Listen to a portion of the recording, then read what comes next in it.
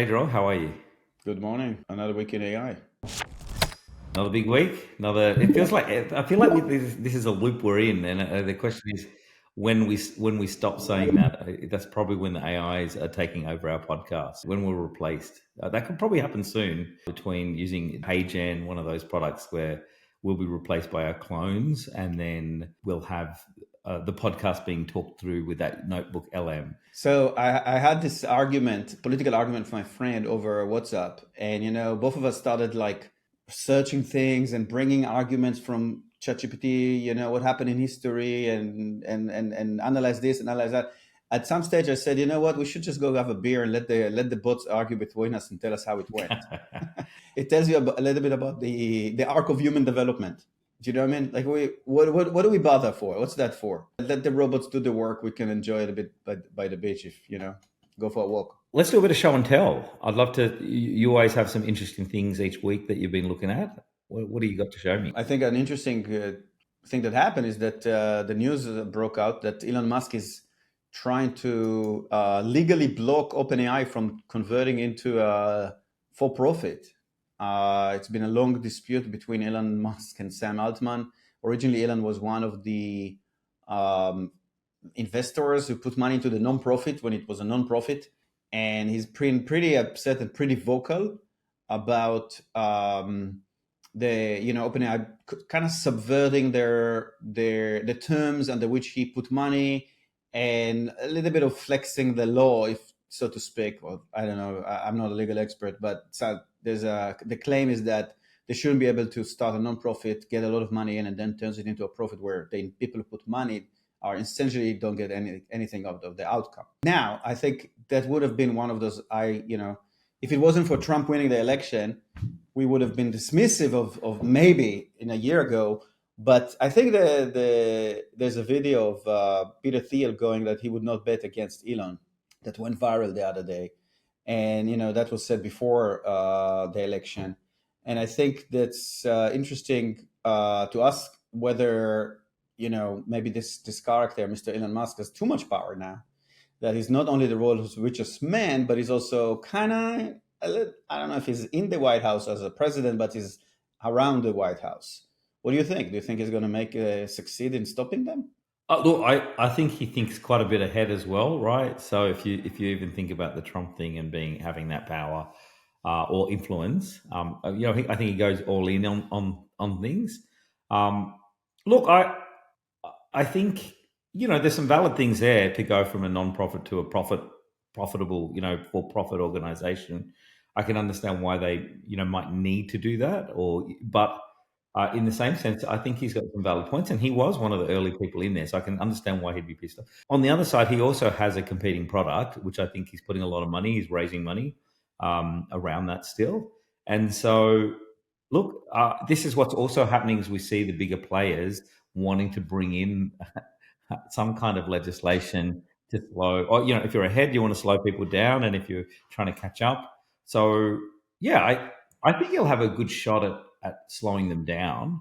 The question is whether it is a thing. Is if organizations can start off that way and have a particular status, have benefits, and then flip, why would everyone not just start to do that? And so the precedent would be interesting to see if other companies do similar things, or how you stop people doing that. Then if you let them do that, I don't know enough about the US law as well to go, what that status of what they had as to what they are going to go to, and I think they're capping.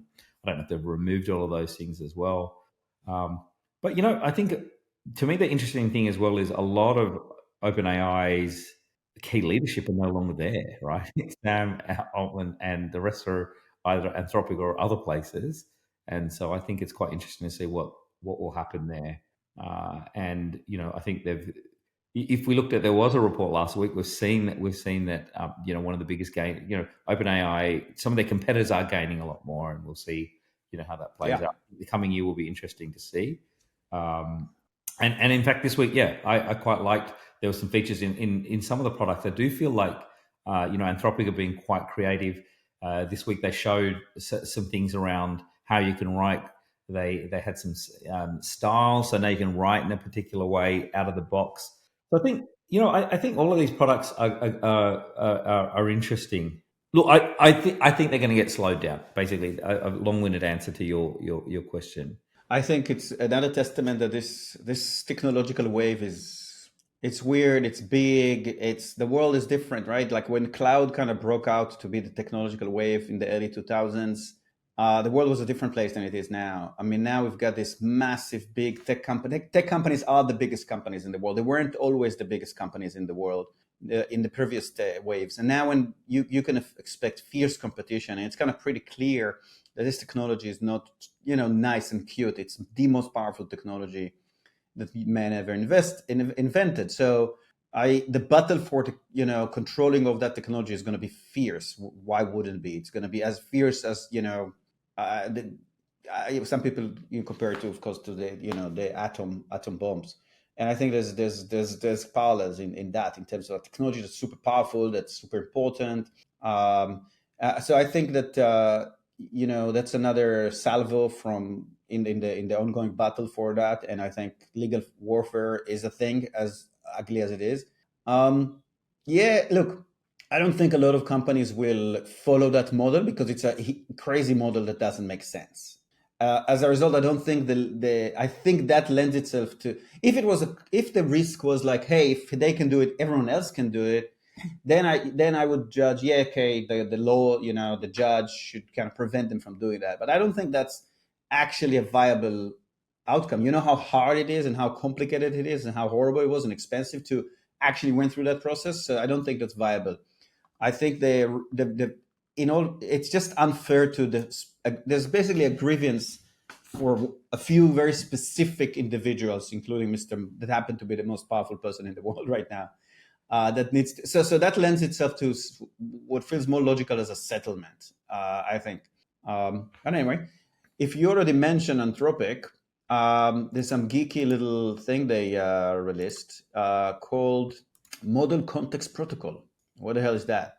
So they are announcing the Model Context Protocol, which is a new standard for connecting AI assistants to systems where data lives. I mean, how broad a definition is that concept? A system where data lives, including content repositories, business tools, and development environments, aimed to help frontier models produce better, more relevant responses. Basically, the main architecture that we're talking about when we talk about an AI model is you're going to train your model on a vast corpus of data, of human-generated data, so the models become intelligent and knowing, what humans tend to say and what words humans tend to put in order and based on context, okay? And that's basically the model training. But if you want to retrieve data, and if you want to ask a specific point, then that's not what the models are for. They're not data repositories. They're not databases. So that's why hallucination, and that's why everybody critiqued the early LLMs, is saying like, hey, look, this is full of nonsense. Look, it doesn't answer the questions correctly. But they miss the point. The point is not that it has this perfect memory like a database. The point is that it's intelligent. So what's the next step? Well, the next step is that you need to connect your model that is intelligence to data sources. But you can't retrain the model all the time. That's just too expensive. The current technology can't do that. Future technology, no one knows what future technology can do. So you can argue that that's an area that one day will be possible. I kind of tend to believe so, with the speed in which technology moves there and the innovation, the open sourceness and whatever, and the fact that they're moving into the to the hardware layer, sure. But for now, and for at least foreseeable future, you can't have the model that constantly learn. In other words, so what the model does is basically his intention, it's just query the web and processes that data and analyzes that. And that's a lot of where innovation has happened. A lot of startups we looked at are trying to kind of hook, data sources, various type of data sources that are behind, firewall in the enterprise, or your personal data sources on your computer or your cloud, into a model so you can do something useful for that. And I think that's interesting to come up with like an open source, open protocol that describes that it essentially helps you connect any data source to a model. Now, what's the funny thing here is when you actually look under the hood, what's the API itself? It's very simple English-based API. It's like, I'm oversimplifying it, but for all intents and purposes, think of it as basically a prompt that says, what's this data and how you query it? And here's a few useful queries for this data. And they let the AI do the rest. So it also shows that in the age of AI, just interfacing between systems, which is the slowest thing in software engineering, problem solving, it's always the interface between various data systems and so forth, because then your dependency of other people's architecture is going through the roof, and then you're slowing down, and it's just a nightmare. But now when I can use simple English to describe the interface, to a large extent simple English, okay, they use some JSON format, but it really is a bunch of prompts. That's actually, I think, an accelerant we haven't seen yet in terms of the interoperability of various systems. And then it's just like the mind blowing what the things you can do with that. Imagine just with a very simple way, letting like a hospital system, all right? Imagine integrating into a hospital system, and they have this massive, complicated data sources, and you're trying to kind of get them to connect with an AI model. You can imagine this to be like one of those things that takes 5 years, and you fork $10 million to some big four consultancy, right?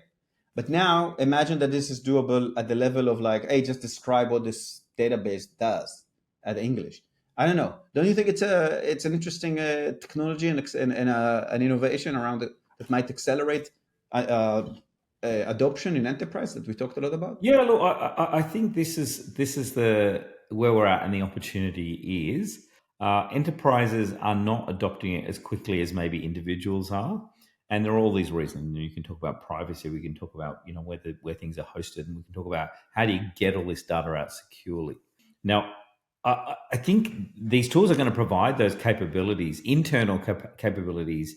But the critical thing is people need to learn and keep up to date, and continuously evolve. And so I think, yeah, these kinds of changes are what's going to fast track that change. But I would say, to whether it be the startups, or whether it be consultancies, or whether it be people who are running organizations, public and private organizations, you have to start to use these and see how this will impact your organization. So I go 100%. This is going to make it easier, but the question is how you get people to start to use this, to have that. It's, to me, a lot of this is people having the mindset to try experiments using some of these things that are evolving quickly. So yeah, I think it will have a big impact. And to your point, this thing of spending $20-50 million on doing some of these projects to do that could be done at a fraction of that cost. And I think that's the exciting thing. The challenge is it's not always fully there, but you can see if we project this out in a year or two, this should be the way people work. If not a part of it, you can definitely speed up the process of doing a lot of these things. I've kind of been an early investor personally in Tesla. I have been, watching quite closely around that. We only have EVs now as well, and I've kind of loved that experience for the last, I don't know, 7-8 years since I moved back to Australia. And so one of the debates we've been having for a long time is around whether their full self-driving will ever eventuate, and I have some bets around that. So Tesla released the sort of version 13 of their FSD, which is the first sort of big iteration of their technology. So rather than having a lot of what they were doing, they had some program responses, some things in there.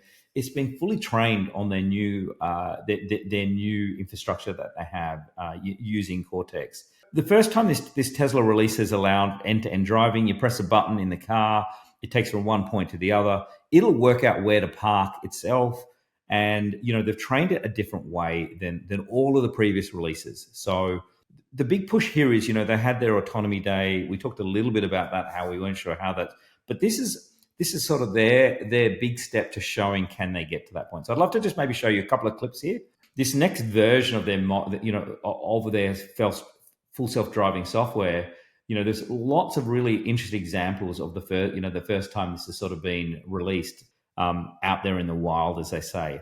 And so there's many, many different examples of how this is, how this is going to change, avoiding objects. The key point here is this is been trained very differently. And, they've kind of had a whole range of, different resolutions. So they have this hardware for, it processes things in sort of full resolution. So it sees this sort of next example is really talking about, there's just a whole range of things here, but it was trained on Tesla's Cortex cluster.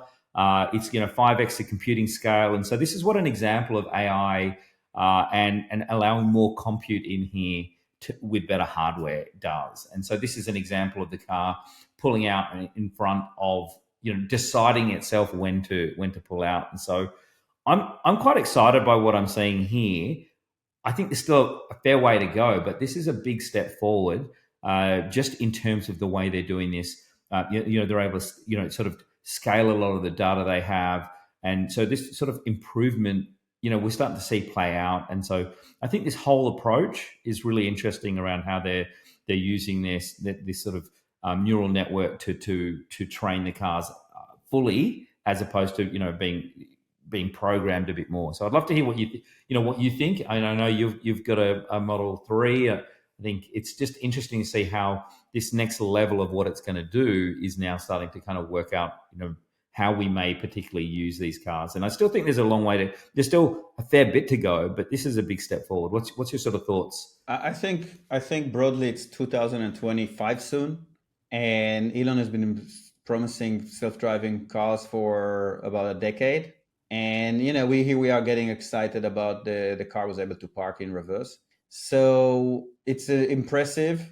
Just take a step back for a second. I just found a little piece of news here. So there's a company called Pony AI, which is a Chinese robotaxi company, and it plans to IPO on New York Stock Exchange for $4.5 billion valuation, and it's following its peer WeRide, that also a Chinese company that was IPO just now.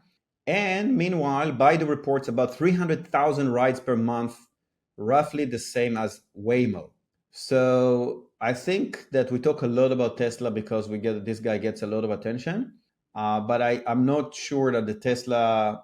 It just looks like there's big competitors that are actually moving faster and bypassing Elon. His whole thing is that, look, I'm going to put it into my car so everybody can have it. And I think more likely taxi companies would have that technology first, because you can centralize the control, the management of it, the liability of it, the regulation, the ability to remote intervene if you need to. I just think it's like that's the current bet. I'm not an expert on self-driving cars, just like the bet that is being made. So you've got this company that is making a lot of noise but not a lot of traction. You got this, which is Tesla in this case, where you got the actual, Waymo, which is not a small company. Okay, it's owned by Google. It's valued at $45 billion. Already driving 300,000 rides a month. Yeah, but Dror, that's a very different approach. That's in an area that's known. It's only in particular areas, and it's very very limited. My point in this one, and why I was interested in it, is the approach that they've changed in the way the cars are operating and are being trained with this new hardware that they have, and the significant uplift in what they're able to do. Now, I'm not saying that they will fully get there, but it is a massive step forward. And I think if we look at it from the point of view of they're able to process more data, they're able to have a higher resolution in what they're doing.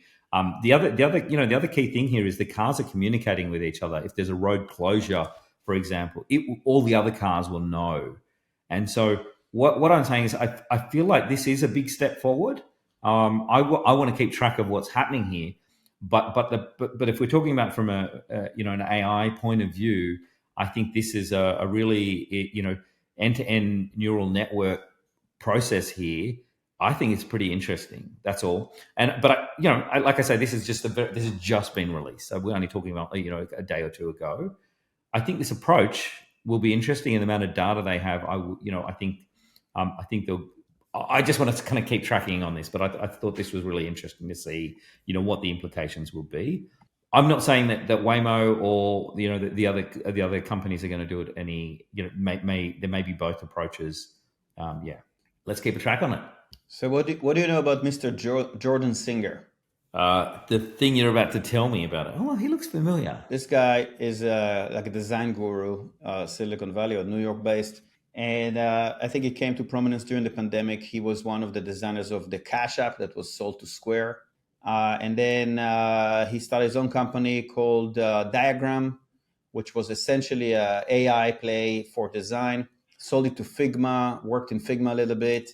as the head product designers, head of AI, and now he's designing his own a new startup. The reason I'm sharing you the CV of Mr. Jordan Singer is that because he made a tweet the other day that I thought just a day after I said something in our little podcast here, and I think it's interesting. So he's writing as mind bending as it is to think about. Gone will be the days of rigid frameworks and confining interface to markup. Every individual pixel will be generated and streamed in real time. And if you remember, we talked about when we saw this demonstration of, I think, Grok LLC, the AI company, not the Grok of Elon Musk and X, that was super fast, and it shows you what it is, how it looks like when the LLM generates thousands of tokens a second, not 5 tokens a second, not a word and a half a second. That you literally give a query, go do a bench, come back to see the end of the query. This is what happens if it does it in 10,000 tokens a second. So it becomes fast enough to generate its own interface. So the response is not longer just confined to some text, but the response itself can be on the fly generated HTML, which means it can be the interface, not just the content. And I think that's a really interesting direction that the things are moving towards, where could be that the future of software is the AI itself generates the interface for that software as well, not just the data. So if you think about it from the implication for building software and how much time you spend how much time developers are spending on the UI frameworks, which is insane. People think it's, maybe 20%. It's actually 95% of the time you're spending on the interface. The rest, the data and the backend stacks up in most SaaS startups are the easy part. So I thought it was a great little tweet. But think about that. So are you saying it would change real time, the interface? Let's say I want to design a software. Remember how we looked at it 2 weeks ago? We looked at a piece of a startup from Y Combinator that was generating $500,000 ARR in a few weeks because they sold some LLM powered analysis tool to people who do due diligence on listed and not listed company. If you look at you evaluated the software, it's very apparent that the AI is like at the back and the front end is a lot of the engineering. They had to put a lot of product, a lot of user interface on top of their AI in order to make it usable for their audience. Okay, so I estimate, I haven't spent too much time on it. I think 80% of the effort in building this startup, was not on the back end on the LLM, was the front end on making the interface, thinking through it, and so forth. Okay, what if the model is smart enough to generate an interface by literally telling it, hey, generate me a really good interface that is for this product? So you don't have to engineer it anymore. I'm not talking about code generation. I'm just talking about a model that's so intelligent that it's actually able to generate the product on the fly. Can you think about that? Can you imagine like 2 years ago, we couldn't imagine a model that's smart enough to generate an article on the fly or a piece of code on the fly. So I'm saying a model that generates the application itself on the fly, the front end at least. That's actually very interesting, and I'm not the only ones that are talking about that. No, I think that is the future. I think the question I have then is for, if that's the ability, what happens to a lot of the no-code platforms? What happens to a lot of, what's out there? There's a lot of tools and a lot of people building around this, including, some of the people we know. What happens to that? I think it's a wait and see type situation, but I think it's the credible argument that this is coming down the pipe. I think there'll be some customization around that as well. That it won't be just straight out of it, but the ability straight out of the model will make it pretty powerful. So, but like you say, this is something we've got to keep an eye on, and I think for everyone out there who's developing, you need to start looking at using this in some way. I think the exact how you use it and is, like I say, I think this is what's interesting. We have to keep starting, using some of these models to try out, how well that works. And so, look, I think it's a really good approach. So, once again, we got to keep tracking these and see how that applies to, how you integrate this into your products or how you disrupt your own product if that's some of the things that you're doing is to use this. So yeah, really interesting. Look, I think that's another week in AI. I got to get out of here. But look, really, really great chatting to you, Dror. I'll catch up with you next week. See you later. Bye.